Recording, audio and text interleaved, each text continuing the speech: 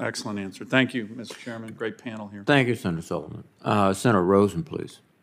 Thank you, Chairman Reed. It's really a great hearing. I want to thank all of our witnesses for their expertise, your service, and for being here today. But I'm going to talk a little bit about, of course, some things in Nevada, because Nevada National Security Site, of course, right in our backyard. So Ms. Creedon, the remote sensing laboratory, both at Nellis Air Force Base and Joint Base Andrews, provides radiological emergency response teams along the West and the East Coast, respectively, who stand ready to deploy anywhere in the world.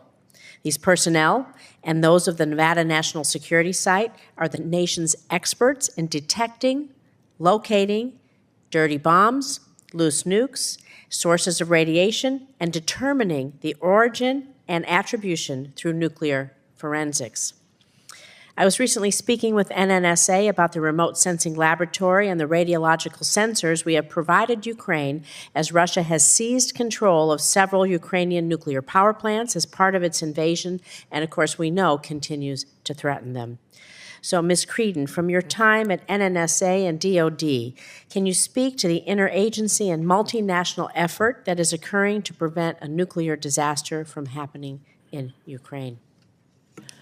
Thank you, Senator. As you've noted, the remote sensing lab is an incredibly capable lab. It's a very small lab as these things go, but it's a very capable lab.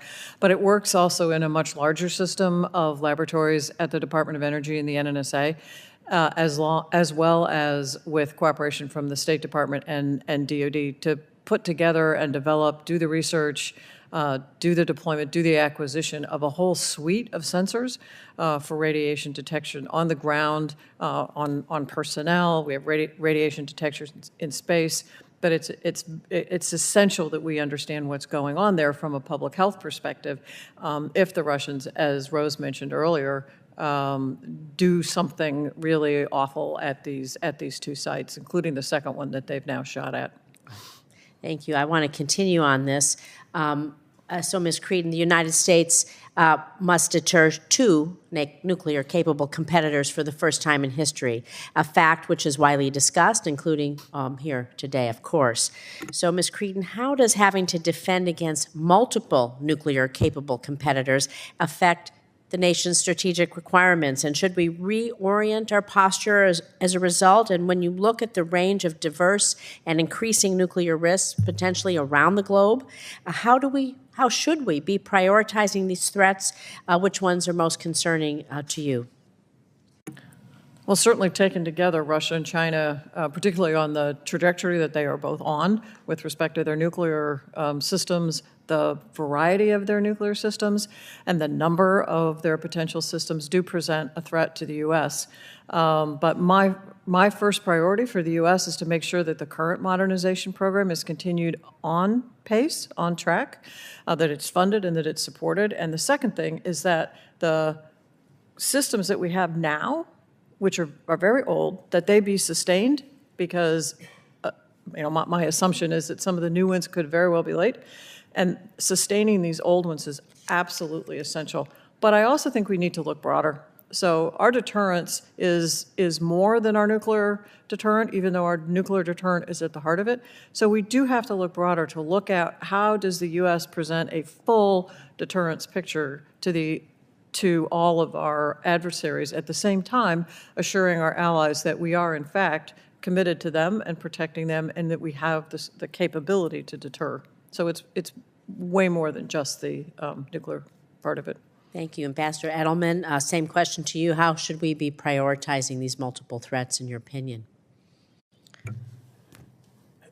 Well, I think we have to prioritize first the threat that remains the only existential threat to us today, which is Russia.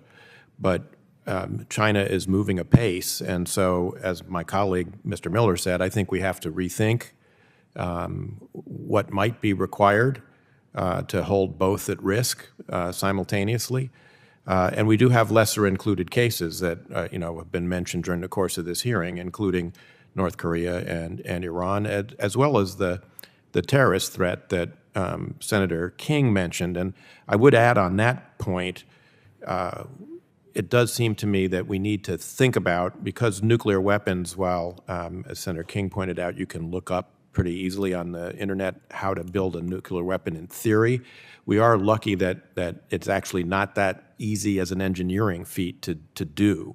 So the most likely path for terrorists to get their hands on nuclear weapons is to get them from a state actor that has them. And I think in that regard, North Korea is a particularly worrisome threat, but Pakistan is as well. And in fact, if I had to pick one place where I would most be worried about, it would be Pakistan, and it's one reason why I, for one, am very sorry that we no longer have a presence in Afghanistan, because to me that is the most likely route, loss of control of nuclear weapons in Pakistan, that terrorists get their hands on one.